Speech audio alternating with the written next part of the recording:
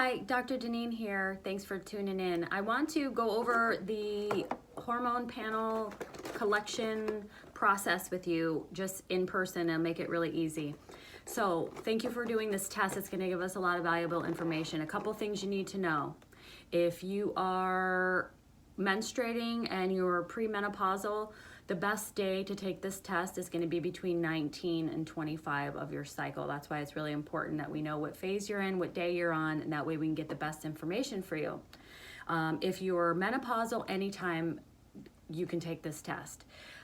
If you're on birth control or contraceptives, you're going to continue to take what you're taking as usual, and you're going to still take the test because that's going to give us a read of what's going on. So those three categories, it's important to know if you are menstruating, we're going to take it on a certain day.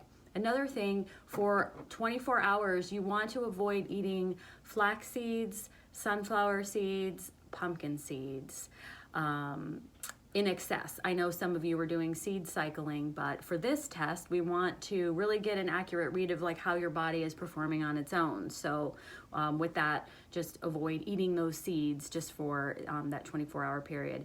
And try to be really hydrated. What you're going to do is you're going to pick a day in that window or whenever you're taking it, and you're going to collect your first morning urine. And really important to collect that first morning void. And it may show up in two different ways. Some of us urinate at night. So you might be getting up at 4 in the morning. What you want to do is collect that sample.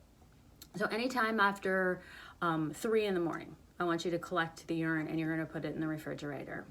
And then when you wake up, you're going to void again. You're going to add that sample also to this cup. So for instance, if you wake up in the middle of the night and you collect that sample, maybe fill it to here, and then in the morning when you do it again, you're going to fill it to here. So then you have a collection of your first morning void.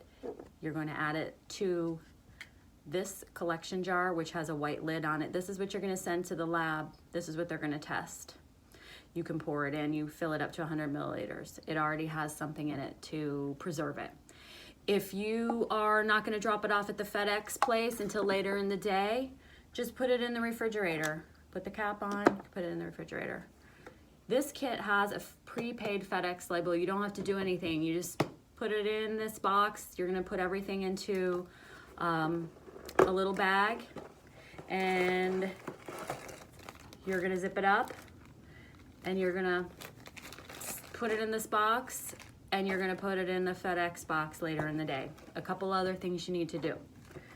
If you're doing a genetic add-on, which I highly recommend, I love to see what is going on behind the scenes genetic-wise. There's going to be a collection swab. It's in this packaging. Don't throw the packaging away. When I first did mine, I got rid of the packaging because I didn't read all the directions. But what you want to do is open this up a little bit. You're going to pull out the big, large Q-tip, and basically you're going to a collection of cells inside the inside of your cheek.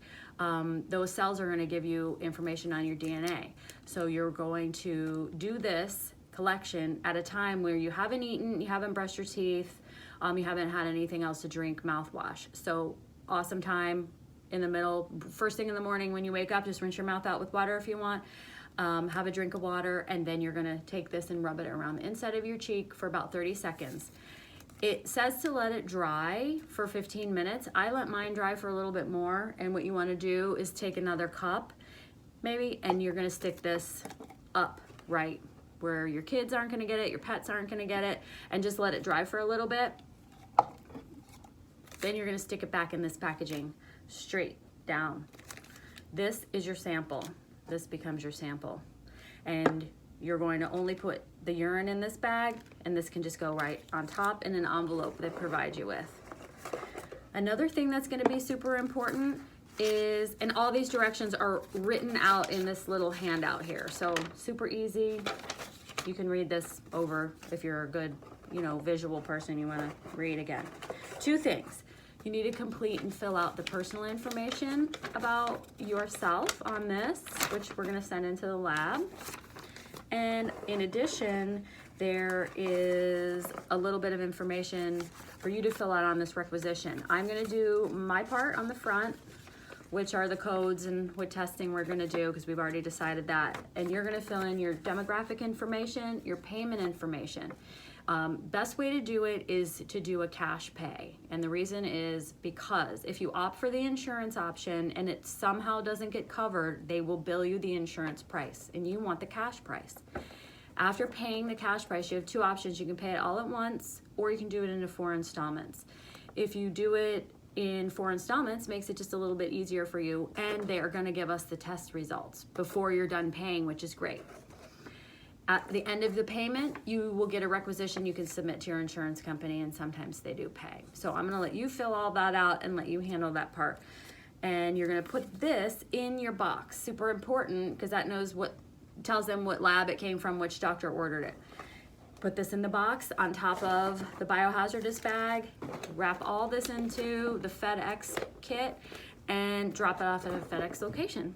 And in about 10 days, I get the results, and we will set up a time to look at, just what was gathered from your testing, which should give you lots of valuable information and get you really clear on the path we are going to take to get your hormones in balance. This is for the 24. This is just for the one first morning void collection kit, and there are other directions if you're going to be doing a 24-hour collection. And the benefit of the 24-hour collection is that it's going to give us a pattern over time in a day of your cortisol. And if you're a patient of mine, I'm sure you and I have discussed your cortisol pattern, and that's one of the first things we need to get a handle on as your cortisol.